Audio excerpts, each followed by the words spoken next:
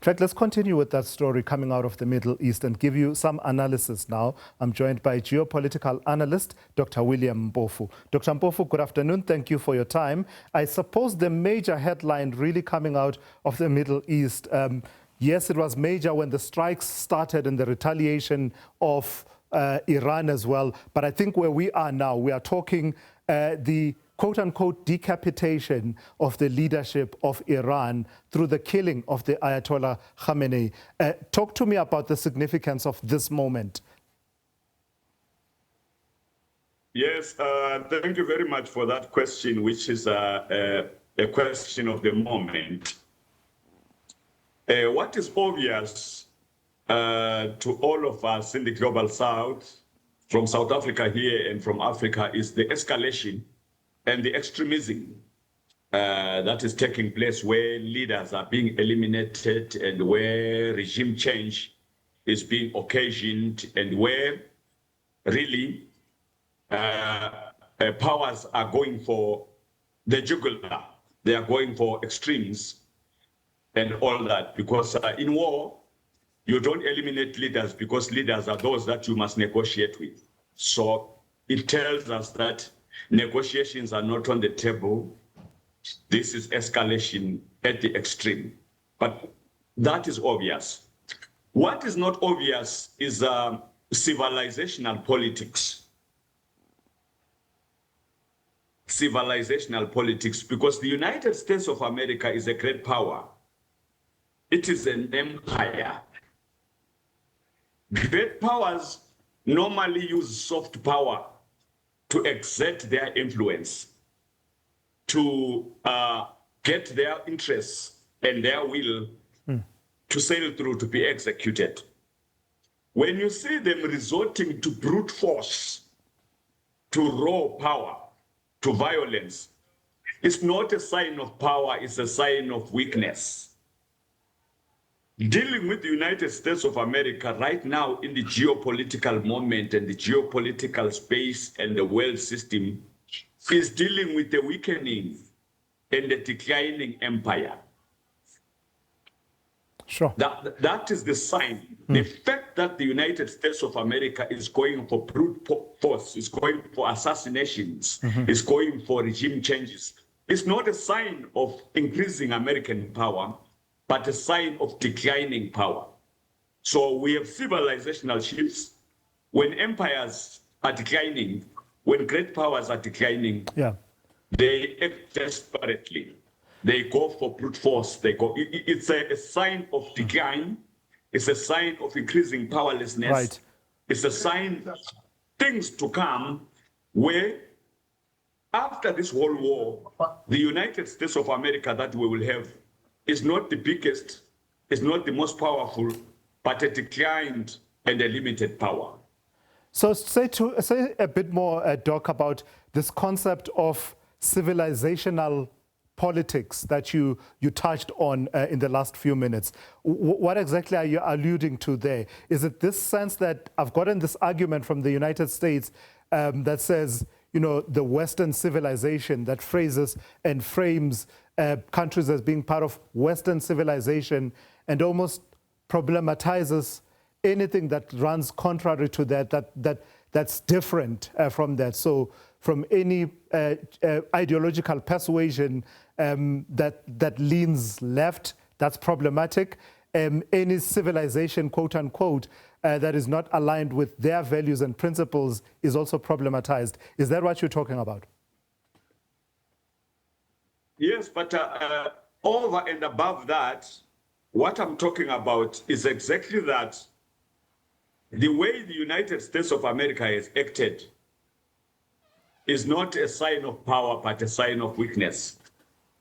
What happens with great powers, what happens with superpowers, what happens with civilizations, they do not have to resort to extremes if they are still powerful. They use soft power to get their will to be done. Once they go to extremes, assassinations, regime changes, and what we are witnessing right now, you know that they are acting out of fear they're acting out of guilt, they're acting out of weakness. If we minimize this and narrow it down to the person of President Donald Trump, we will realize that this is a leader who is acting in panic, in fear, in guilt, and in weakness. And it's not about Iran, by the way.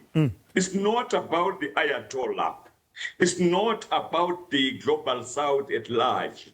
The fear that America has to do not even with Russia, but with China. With China, which is the contesting power right now, which is the emerging alternative civilization, which is the emerging great power. Yeah. So in beating up Iran, in fighting with Iran, America is acting in fear of the rise of China in global affairs, economically, politically, and otherwise. So what I can say predictively right here is that all these are rehearsals for the coming Armageddon, which is the fight direct between the United States of America and China. Sure. And all this fear, all this scare, all this guilt that you see from the United States of America is not about Iran, it's about China. Yeah, so that's interesting that you should say that, because part of the arguments, for instance, in the national security strategy of the United States that came out late last year, frames it along those lines that part of the countries that it finds to be problematic in the Western Hemisphere are countries that are toe-naddering to China, for example. So I guess it aligns with what you are saying. How important then does soft power, the soft power that you've been alluding to, become in China countering raw power, as you've described it, by the United States? How important will it be for China to fill up that gap and that vacuum of exercising soft power? And if they do it well, what will be the impact at the end of this phase that we're living through? Exactly, because thus far, China is emerging from a long history of humiliation geopolitically, economically, and socially. And the emergence that China has conducted has been soft. You have a smiling power coming back to prominence, because it's only about 200 years ago that China and India were in supremacy, and they are coming back.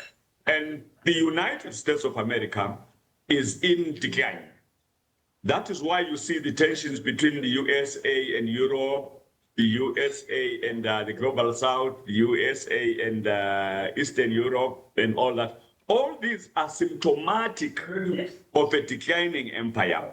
And China has thus far conducted itself in a manner that presents it as a robust alternative that is not going to colonize, that is not going to dominate, that is talking about a win-win solutions with partners and all that. And I think they've conducted that diplomatic operation very well. And they've exercised restraint and really presented themselves as an alternative for the global South to align with, for Africa to align with, and all that. Yeah. It's not so with the United States of America, because as it was, what we're witnessing right now is a desperate power, a power that is resorting to brute force, a power that is approaching direct colonialism. When Donald Trump says we're going to run Venezuela, when Donald Trump says we're going to take over Iran, that's colonialism, that's conquest, that's domination, and that's not the language that China has been advancing. And for the empire to strip itself so naked in front of the world is not a sign of power, it's a sign of weakness. It's not a sign of strength, it's a sign of decline. That's what I'm saying, that whatever it is that is obvious right now that we're looking at, What is not obvious is that we are dealing with a declining empire, a desperate empire, and a very dangerous empire. And All right. the USA will emerge out of all this war weaker than it was and much minor than what it was. And China stands to benefit. All right, let's leave it there for this afternoon. Thank you for that take and interesting and fascinating insights. Dr. William Mpofu, the geopolitical analyst, weighing in on what we are seeing playing out in the Middle East and its geopolitical implications.